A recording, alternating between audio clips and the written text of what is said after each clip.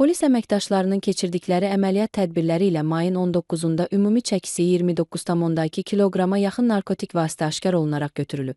Stop Narkotikaz Daxili İşlər Nazirliyinin mətbuat xidmətinə istinadən xəbər verir ki, qanunsuz dövriyyədən çıxarılan narkotik vasitələr 29,6 kiloqramdan artıq marixuana, 2 kiloqrama yaxın metamfetamin, 1 kiloqrama yaxın tiryək, 650 qram heroin və 12 ədəd çətənə bitkisi olub. Ölkə ərazisində qeydə alınan 29 əvvəlki dövrlərdən bağlı qalan 2 cinayətin açılması polis əməkdaşları tərəfindən təmin olunub.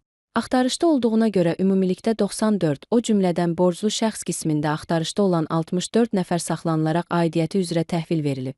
Narkotiklərlə əlaqəli 14, qanunsuz saxlanılan silah-sursatın götürülməsi və aşkarlanması ilə bağlı 8 fakt müəyyən edilib. Polis əməkdaşları paytaxt və respublikanın ayrı-ayrı rayonlarında 2 avtomat silahı, 1 tapança, 5 tüfəng və 8 ədəd patron aşkar edərək götürüblər.